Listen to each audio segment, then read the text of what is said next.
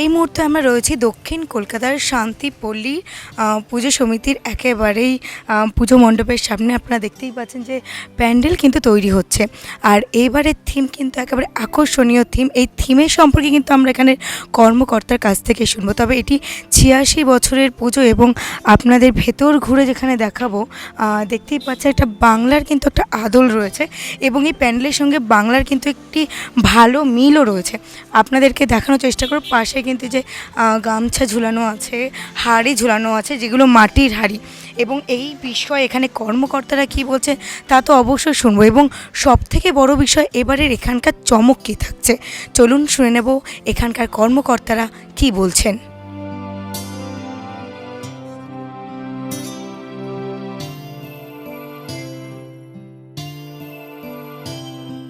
শান্তিপল্লী 86 বছরের পুজোতে এবারের থিম কি?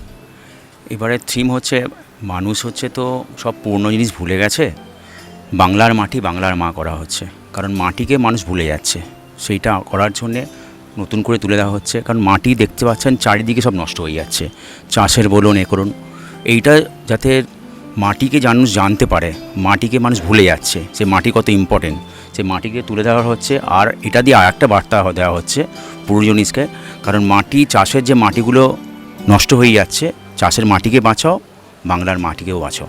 এই জন্য এবার দর্শকদের জন্য নতুন চমক কী থাকছে? আমাদের নতুন চমক হচ্ছে লাইটিং।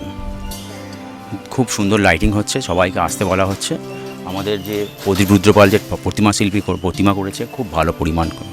শিল্পী কে এবারে আমাদের প্রতিমা শিল্পী হচ্ছে প্রদীপ রুদ্রপাল, আর মণ্ডপ করছেন হচ্ছে তোমার মেদিনীপুর থেকে প্রধান ডেকোরেটর, আর লাইটিং করছে তোমার হচ্ছে তো চন্দননগরের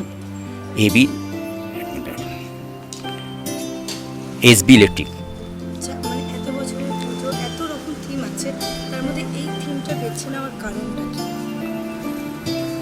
এবারে এটাই বেছে নেওয়া হয়েছে, কারণ মানুষ যেটা আছে সব পরিবারে পরিবারে মা বাবাকে ভুলে যাচ্ছে, তেমন আমাদের দেশের মাটিকেও লোক ভুলে যাচ্ছে। এটাকে আমরা অন্য সব দিক দিয়ে আনতে চাইছি, বলতে চাইছে আনতে চাই।